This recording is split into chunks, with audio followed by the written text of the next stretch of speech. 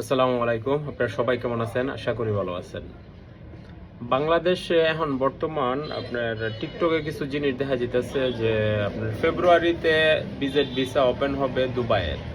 তো এটা নিয়ে হেরা আপনার দুবাই যারা কর্মরত আছে কিছু সংখ্যক লোক এটা নিয়ে হেরা অনেক কিছু বিভ্রান্তি ছড়াইতেছে। এটাও আমাদের বাংলাদেশি ভাইয়েরা। কারণ দুবাইয়ের যে সব আপনার তথ্য যারা পুরান আছে তারা তো অবশ্যই জানে, আর যারা নতুন তারা তো কোনো কিছুই জানে না। এই কারণে প্রতারণাটা হয় একটু বেশি।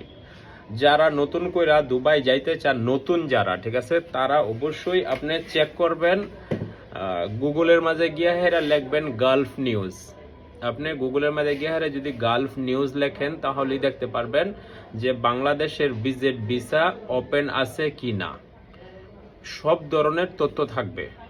কোনো প্রকার কোনো মানুষের কাছে টাকা দিয়া হেরা বা কোনো এজেন্সির কাছে টাকা দিয়া হেরা প্রতারণার শিকার হয়েন না।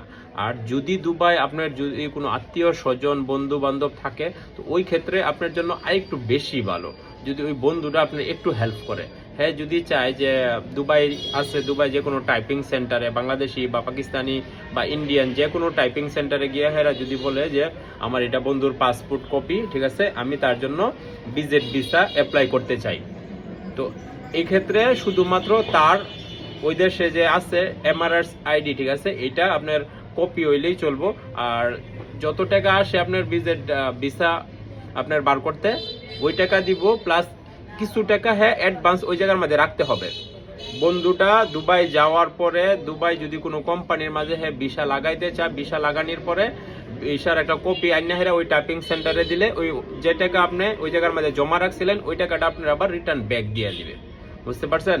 তো যে কোনো মানুষ, আমি মনে করি এই ভিডিওটা আপনাদের জন্য অনেক উপকৃত হবেন। আপনারা যাই না শুই না কেউ ভুল পথে পাড়া দিয়েন না, এটা আমার অনুরোধ।